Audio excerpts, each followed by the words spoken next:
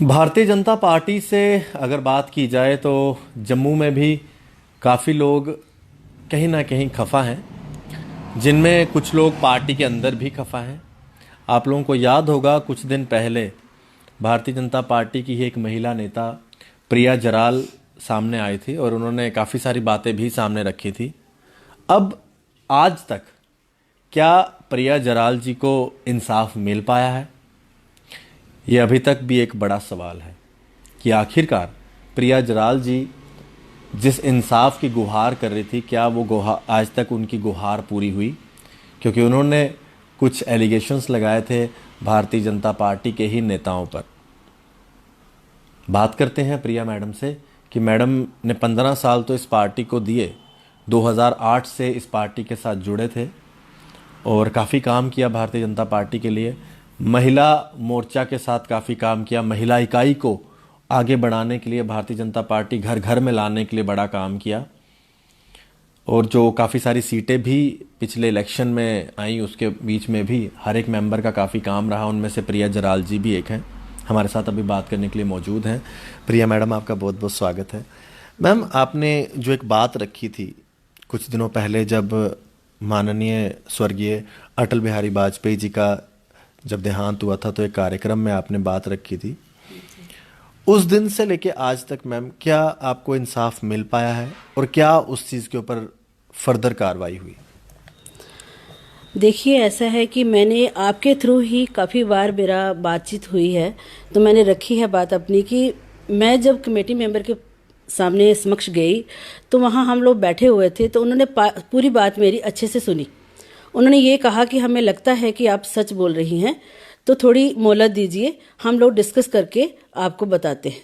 मैं आज तक वेट कर रही हूँ, मुझे समझ नहीं आ रहा कि ना तो मेरे लिए कोई फैसला लिया जा रहा है, या तो मुझे पार्टी, अगर मैं गलत हूँ तो पार्टी मेरे लिए एक डिसीजन ले, अगर मैं सही हूँ तब भी वो पार्टी ने साफ करना चाहिए ना अपना रुख। क्योंकि लोग मुझे अच्छा नहीं समझते। देखो, ऐसा है कि लोग मुझे पूछ रहे हैं कि आपकी पार्टी जो है आपके साथ गलत कर रही है। मैं पूरी पार्टी को गलत नहीं कह सकती, क्योंकि उसमें कुछ लीडर बहुत अच्छे हैं और कुछ चंद लीडरों की वजह से मैं पार्टी को दोष भी नहीं दे सकती। इसलिए मैं कह रही हूँ कि कम से कम पार्टी को एक महिला का, जो महिला ने आवाज़ उठाई थी, उसको देखते हुए उस पर विचार करना चाहिए था कि कहाँ तक ये बात सही थी, कहाँ तक गलत थी, उस पर डिसीजन तो लेना चाहिए था। इतने तो बड़े लीडर हमारे बैठे हुए हैं, एक महिला से क्या डर रहे हैं, या फिर ये है कि महिला को इंसाफ नहीं दे सकते? या तो मुझे इंसाफ दें, या फिर वो कहें कि हमारे पास, मतलब कि हम लोग इतने नालायक बैठे हुए हैं जम्मू के अंदर कि हम एक महिला की जो आवाज़ है उसको दबा रहे हैं। मैं अपनी आवाज़ को दबने तो नहीं दूंगी, मैं अपनी आवाज़ तो उठाऊंगी, क्योंकि मैं कोई गलत बात तो करी नहीं। मैं हर महिला के लिए हमेशा ही बोलती रही हूँ, और आज अपने लिए पीछे कैसे हटूँ? किस तरह से दबा रहे हैं वो महिलाओं की आवाज़, या फिर आप अपनी बात कर रहे हैं? क्यों आपकी बात को उस तरह से सुनवाई नहीं की गई? देखिए, ऐसा हमेशा ही जब मैं कोई भी गलत चीज़ होती है तो मैं आवाज़ उठाती हूँ। उनको लगता है कि ये हमेशा खिलाफ नहीं होती। बात ये होती है घर में ही अपने, अगर हम अपने घर में रहते हैं तो कुछ गलत बातें होती हैं, तो हम बड़ों का भी फर्ज बनता है कि उस बात को, मतलब अच्छे से सुना जाए और उसका अच्छे से डिसीजन लिया जाए। अगर पार्टी के अंदर गलत हो रहा है तो हम लोग ये चाहते हैं कि पार्टी भी बैठ के डिसीजन ले, कहाँ हमारी महिला गलत है, कहाँ हमारा जो पुरुष गलत कर रहा है। तो उसके लिए अगर मैंने जिसका नाम लिया था उसको अभी तक पार्टी ने कोई, मतलब कि उसके लिए डिसीजन लिया कि हाँ इसको बाहर करना चाहिए, जिसको कोई, हमेशा ही वो आगे न्यूज़ में मैंने देखा है कि हमेशा ही वो बढ़ चढ़ के हिस्सा ले रहा है। या तो पार्टी उसको साइलेंट करे, साइड दे उसको कि हाँ पार्टी से नहीं निकाल पा रहे हो, कम से कम उसको इतना बढ़ावा तो मत दो कि बाकी महिलाओं के लिए भी खतरा हो जाए। अगर मैंने आवाज़ उठाई थी तो कुछ तो था ही ना। मैम, आपकी पार्टी ने डॉक्टर गगन भगत को बाहर निकाल दिया। डॉक्टर गगन भगत से जब मैंने बात की तो उन्होंने कहा था कि चलो मेरा तो एक कोई जो भी मैटर था, मेरे को उस मैटर के चलते बाहर निकाल दिया। लेकिन मैडम, जो आपका मैटर था, आपने भी एक आवाज़ उठाई थी, तो क्या पार्टी को कोई डिसीजन नहीं लेना चाहिए था? देखिए, ऐसा है कि अगर मैं बात उठा रही थी तो मैंने कुछ ना कुछ पार्टी के अंदर देखा था। चाहे वो किसी के साथ हुआ, चाहे वो मेरे साथ हुआ, ना कुछ साजिश तो रची जा रही थी, जो मैं बड़ी देर से इग्नोर कर रही थी। मैं सोच रही थी मैं पार्टी का एक ऐसा सिपाही हूँ कि मुझे पार्टी को जोड़ना है, तोड़ना नहीं है। और मैंने छोटी मोटी बातों को नज़रअंदाज करती रही, ये सोच के हो सकता है मुझे टारगेट किया जा रहा हो सकता है कि किसी की साजिश हो। अब मैं आपको कुछ दिनों के मतलब इलेक्शन के पहले की बात बताती हूँ। मेरे सीढ़ियाँ चढ़ के एक इंसान आ जाता है, और भगवान की दया से शुक्र है कि उस टाइम मैंने कुंडी लगा रखी थी, बच्चे घर में नहीं थे, बच्चे स्कूल गए हैं। वो आदमी आता है और मैं उसको देख के हैरान हो जाती हूँ। वो खड़खड़ाता है कुंडी और कहता है मैडम दरवाज़ा खोलिए। और मैं कहती हूँ आप कौन हो, क्योंकि उसकी शक्ल मैंने कभी देखी ही नहीं है। वो कह रहा है मैडम मैं आपको जानता हूँ। मैंने कहा कैसे? कहता है कि ऐसे ऐसे मैं भी आपके लीडरों, उन्होंने लीडरों के नाम लिए, कुछ लीडरों के, कि मैं अभी भी उनके साथ था। तो मेरा रैली थी तो रैली में मैं था। मैंने कहा कौन से लीडर थे वो जिनके साथ था तू? तो उसने 2-3 लीडरों के नाम लिए। तो मैंने उन लीडरों को उसी टाइम मैंने सोचा कि मैं बात करती हूँ। मैं पहले क्या किया कि मैंने दरवाजे को अच्छे से कुंडी लगाई और मैं बैक साइड चली गई। मैंने अपने हस्बैंड को फ़ोन किया। मैंने कहा सर ऐसे ऐसे कोई बंदा सीढ़ी चढ़ के आ गया है और ऐसे ऐसे लीडरों के नाम ले रहा है और कह रहा है मैं स्कॉर्पियो में आया हूँ। और स्कॉर्पियो का नाम लिया तो मैं हैरान हूँ कि हो सकता है कोई ऐसा बंदा हो जो अभी भी आगे पीछे हो घर के, और ये बंदा ऐसे कैसे आ गया, मुझे जानता ही नहीं है ये। और फिर मैं पूछ रही हूँ कि क्या करने आए हो? तो बोलता है मैडम प्यास लगी थी, सोचा यहाँ झंडा लगा है आपके घर में, तो मैंने देखा कि बीजेपी के लोग हैं, अपने ही लोग हैं, तो पानी पी लेता हूँ। अब उसको कैसे पता है कि मैं ऊपर रहती हूँ? नीचे जब लोग रहते हैं तो उनसे पानी क्यों नहीं मांगा उसने? और वो सीढ़ियाँ चढ़ के सीधा ही मेरे ऊपर बरामदे में कैसे आ गया? और मैंने हस्बैंड को जैसे कहा कि ऐसे ऐसे बंदा आया, हस्बैंड मेरे आगे। उसी टाइम मेरे बच्चों की बस आ गई है, बच्चे आए हैं, मम्मा ये कौन है? तो ड्रामनी सी शक्ल, अजीब सा बंदा। तो मैंने कहा कि बच्चों आप अंदर आ जाओ। मैंने उनको अंदर बुलाया और मैं फिर से कुंडी लगा दी। इतने हस्बैंड आए, उन्होंने पकड़ा उसको बोला कि कौन है बे तू, कहाँ से आया? तो कहने लगा सर आपने मुझे पहचाना नहीं, मैं आपका ही बंदा हूँ, आप ही के लोगों का हूँ, फलाने लीडर को जानता हूँ फलाने।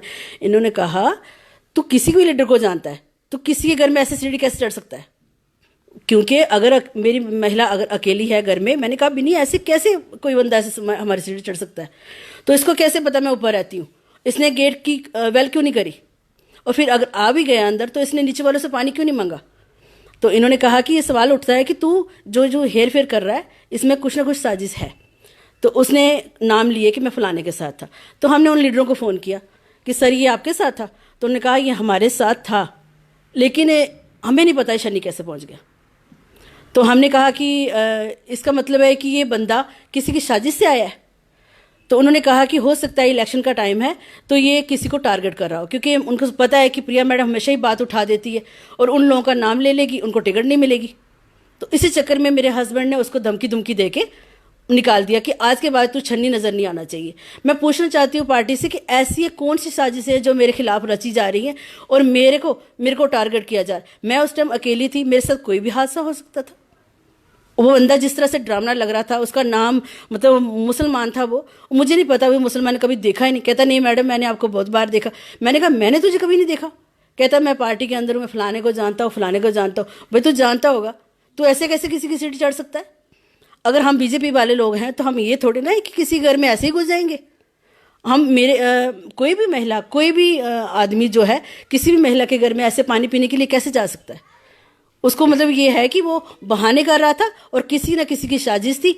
मैं पार्टी के आगे वो बात रखती हूँ, उस बंदे से पूछा जाए वो बंदा किसके कहने पे यहाँ मेरे घर में आया था। रशीद उसका नाम है, बठिंडी का वो रहने वाला है। मैं नहीं जानती थी, वो खुद उसने बताया मैं बठिंडी रहता हूँ, मेरा नाम रशीद है। तो आप लोग भी मीडिया की तरफ से उससे पूछिए प्लीज़ कि वो बंदा मेरे घर में कैसे आया। ये कितनी देर पुरानी बात है? ये हो गई 6-7 साल हो गए इस बात को, इलेक्शन से पहले की बात है।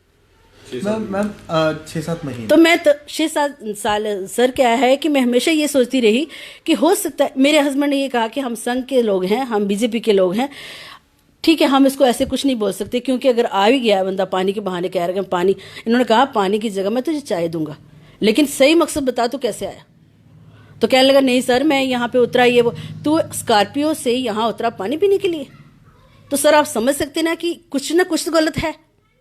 तो अगर मैं बोलती हूँ तो पार्टी के अंदर कुछ ना कुछ तो गलत हो रहा है ना। आपने ये जो एलिगेशंस जब पार्टी के कुछ लीडर्स पे लगाए थे और उसके बाद आपको अभी तक इंसाफ नहीं मिला है, इलेक्शन भी आने वाले हैं, कल 2 दिन पहले महबूबा मुफ्ती ये कहती है कि हमारी पार्टी से जो लोग छोड़ के जा रहे हैं वो कूड़ा है। क्या आपको नहीं लगता कि कुछ लोग अगर ऐसे ऐसे लोग हैं आपकी पार्टी में भी, तो उनके साथ भी वैसा ही बर्ताव होना चाहिए जैसा बर्ताव गगन भगत के साथ भी हुआ? देखिए, ऐसा है कि मैं शुरू से कहती हूँ कि जो लोग गलत हैं उनको पार्टी ने बाहर का रास्ता दिखाना चाहिए। ये नहीं सोचना चाहिए कि हमारी जो संख्या है वो बढ़े, ये होना चाहिए कि हमारा घर साफ होना चाहिए। उसमें जो आज नए लोग मुंह उठा के आ रहे हैं, मैं देख रही हूँ काफ़ी लोग जो हैं कि वो आज ज्वाइनिंग कर रहे हैं, हमारे पार्टी के जो लीडर हैं खुश हो रहे हैं, हमारे लोगों में इतने लोग शामिल हो रहे हैं। आप जानते हो कि वो लोग कैसे हैं जिनको आप शामिल कर रहे हो? पहले उनका बैकग्राउंड तो देखो, आप वो कहाँ से आ रहे हैं, कौन लोग हैं। आप ऐसे ही कूड़ा करकट अंदर लाए जा रहे हो पार्टी के अंदर। कम से कम आपको देखना चाहिए कि हमारे अंदर पार्टी के अंदर महिलाएं हैं, बेटियां हैं, बहुत सारे लोग हैं। क्या पता किसी की मंशा कैसी है। ठीक है, हम इस पे इल्ज़ाम तो नहीं लगा सकते, लेकिन ये है कि आप लोग भी देखिए ना किस छवि का बंदा हमारी पार्टी के अंदर आ रहा है, क्या सोच के आ रहा है, वो उसकी मंशा क्या है। वो पार्टी को बढ़ाएगा या पार्टी को बिल्कुल ही खत्म करेगा? अगर आपको इंसाफ नहीं मिलेगा, आप क्या इसी तरह से भारतीय जनता पार्टी के साथ ही रहेंगी, या अगर इंसाफ नहीं मिलता तो आप इसको छोड़ भी सकते हैं? देखिए, ऐसा है कि मैं शुरू से अगर जम्मू के अंदर मैं आज तक कर रही हूँ काम, तो चाहे पार्टी में कर रही हूँ चाहे समाज में कर रही हूँ, मेरा काम है कि समाज को अच्छा करना। मैं पार्टी को छोड़ के कहीं नहीं जा रही। हाँ, पार्टी अगर मुझे निकालती है तो मेरे लिए समाज के लिए बहुत सारे काम है, मैं उसमें काम करूंगी, लेकिन मैं आवाज़ को दबने नहीं दूंगी। यह है कि जम्मू की जो गंदगी है उसको बाहर करना है, तो चाहे किसी तरीके से भी करना है। हमारे पास बहुत सारे रास्ते हैं, बहुत सारे एनजीओ हैं, बहुत सारी ऐसी चीज़ें हैं जिसके साथ हम महिलाएं खड़ी होकर इस गंदगी को बाहर कर सकते हैं। और इसके लिए तो मेरे ख्याल से पहली बात है, हमारे प्रधानमंत्री जी शुरू से कहते हैं कि हमें सच का साथ देना चाहिए, हमें स्वस्थ अभियान चलाना चाहिए जिसमें हमारे समाज में एक अच्छाई हो, सच्चाई हो और सुंदरता हो। तो इसमें ये थोड़े है कि हम लोग कूड़ा करकट इकट्ठा करके लाएंगे अपनी पार्टी के अंदर। एक आखिरी सवाल है, प्रधानमंत्री जी को क्या अपील करना चाहेंगे? क्योंकि जितनी बार भी मैं आपसे बात करता हूँ हर बार आपने अपील की, आपका कहना है कि यहाँ पर आपकी आवाज़ दबा दी जाती है। क्या अपील रहेगी आपकी प्रधानमंत्री नरेंद्र मोदी जी से? देखिए, ऐसा है कि मैंने सोचा हुआ है कि जैसे प्रधानमंत्री जी आएंगे, मेरी कोशिश ये है कि जो मैंने अपने लेटर तैयार किए हुए हैं, एक तो मैंने उनको वो देने हैं, मैंने एक तो लेटर देने हैं, दूसरा मैंने ये करना है कि जो भी मेरी कंप्लेन है उनको फिर मैं दोबारा से रिपीट करूंगी, लिखूंगी और उनके समक्ष में रखूंगी कि हमारे यहाँ पे आपको जो सुनवाया जाता है कुछ और होता है, जम्मू के अंदर जो हो रहा है वो कुछ और हो रहा है।